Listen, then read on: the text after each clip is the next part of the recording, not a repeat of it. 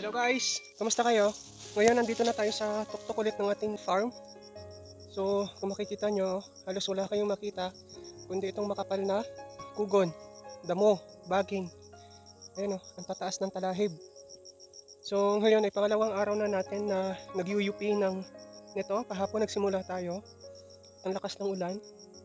So ngayon, good thing pa rin kasi umulan ng malakas kagabi. So pabor yun sa atin kasi basa yung mga damo. So mabigat at talagang papatag siya kapag siya pinison natin.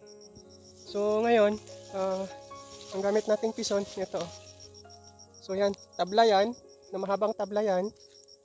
Kantonera yan, kung tawagan dito sa amin. So ang kantonera guys is yung pinagtabasan ng mga kahoy na good pa siya, consider as tabla. Pero ngayon ginawa ko na lang siyang kantonera. So gagamitin natin yung pison. So yun yung gagamitin natin para mapantayin natin itong mga damo. So at least mapatumba lang natin. Malaking bagay na mapatumba lang natin itong mga damo. Kasi kapag ito napatumba natin guys, ang susunod na kakapal dito is baging. So pabor yun para mamatay itong mga talahib at pugon. Once na nabalot ka ng baging, so sunod na buwan, pabor yun sa atin. So mawawala itong talahib dito. So ngayon, sisimulan natin. Let's go. So ito nasa likuran natin, ang kapal ng damo. So lilinisin natin. So papakita ko sa inyo kung paano siyang ginagawa.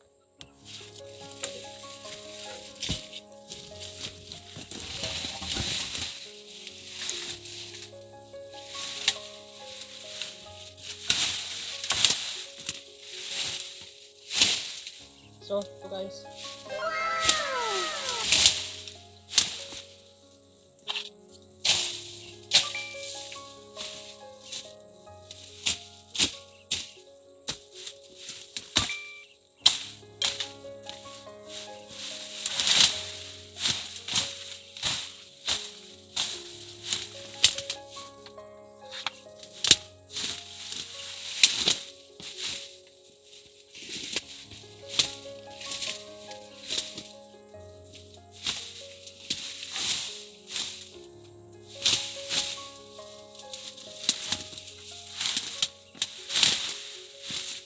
Kung makikita nyo, no? Grabe no, kapal. As in, ang kapal talaga ng damo guys. Makita nyo lang sa personal.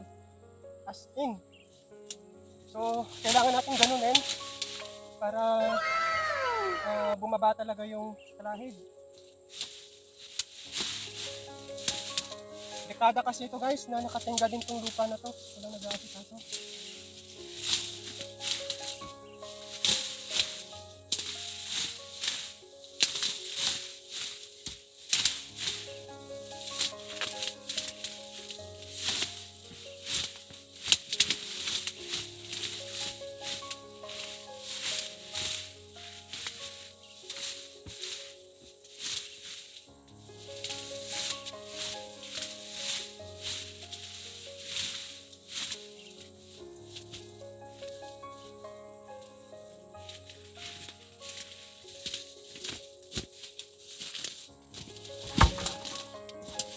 So, ayan. So, umayos-ayos siya, di ba? Kahit pa paano, umukay-okay. Oh, no? So, at least kahit pa paano, kaysa naman nahayaan natin ganyan, na ang taas pa sa akin yung mga talahib. So, kung itong gagawin natin, malaking bagay din. Tapos, pag tumagal yan, mga 1 hanggang 2 buwan, babalutin na yan. Ang papatong dyan is mga baging na. So, baging ang tutubo dyan, babalutin niya ng baging. So yung ilalim niyan, yung mga talahib at kugon, mamamatay yan. So ngayon, as a result, yung mga damo na namatay ay magdi-decompose at magfe-fertilize yan. So dagdag abono ulit siya sa ating lupa. So yun lang, isa ito sa mga diskarte na pwede nyo rin gawin, pwede nyo rin gayahin, lalo't kapag yung mga matatarik na lugar na gaya nito na asin bundok. So ganito, mano-manong pagpipison ang gagawin natin. So sa mga patag, pwede naman tong gawin na yung pinapahila sa kalabaw. So merong akong mga nakita na gumagawa sila ng pison na semento talaga. Yung forma yon, bilog na semento, tapos pinapahila sa kalabaw. Tapos gumugulong yon kapag hinihila ng kalabaw. So, yun, mas maganda din yun, lalo kapag nasa patag kasi talagang dapang-dapa kasi mabigat yung simento. So, yun na siya guys. At least, no, natatanaw na natin yun. Yung mga bundok na yun sa kabila, no? So, yun na siya. Yung changes, papakita ko sa inyo. Ayan. So, di ba? Yan, no, ang taas pa niyan. Talahib na yan. Yun pa yung iuyupiin natin pababa.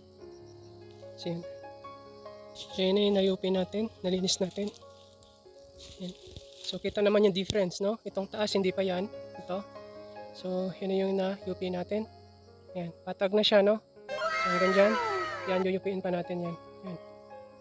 Ito dito. Yan. So, at least dito, yan. Patag na siya. Malaking bagay. Makakalakad na tayo dyan sa gitna. Yan, diba? So, hindi na tayo tatabunan ng damo pag pumunta dyan sa gitna. So, yun na muna guys. And please keep supporting me by playing all my uploaded videos. And see you on our future vlogs. Bye!